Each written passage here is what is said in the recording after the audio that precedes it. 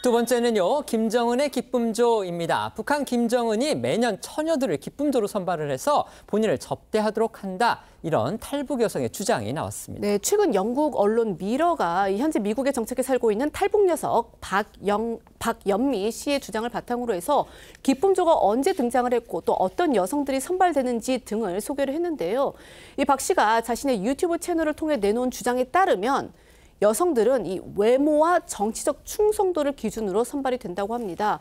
이 김정은 정권 관계자들이 이른바 이 예쁜 소녀들을 찾기 위해서 학교 교실과 운동장을 방문해서 이 예쁜 소녀들을 발견을 하면 우선 그들의 가족 상황, 즉 이 정치적 지위를 확인하고 북한을 탈출한 가족이 있거나 한국이나 다른 나라에 친척이 있는 사람들은 제외를 시킨다고 하는데요.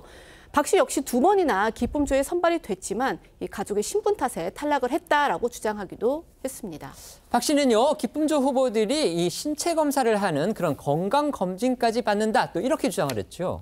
네, 박 씨에 따르면요, 이 검사를 통과한 소녀들은 더 정밀한 검진을 받게 되는데 몸에 작은 상처와 같은 사소한 결함도 결격 사유가 될 수 있다고 합니다.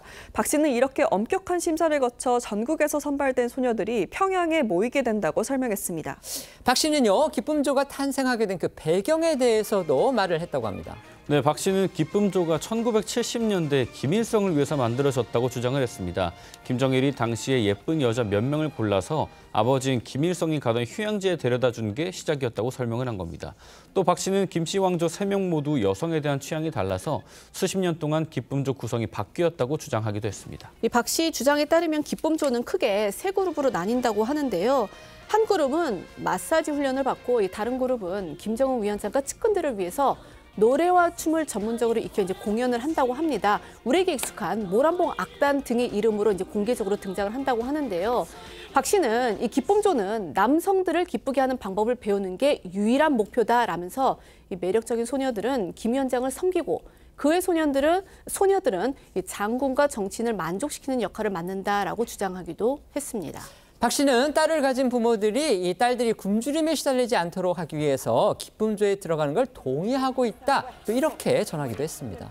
네, 현재 북한 주민들이 식량난 등으로 고통을 호소하고 있는 상황과 무관치 않다는 건데요. 기쁨조에 뽑힌 여성들은요, 20대 중반이 되면 전성기가 지난 것으로 간주돼 보통 김정은의 경무원 중 한 명과 결혼한다고 하는데 은퇴한 기쁨조 대원이 경무원 중에서 남편을 고르는 걸 특권으로 여긴다고 박 씨는 주장했습니다.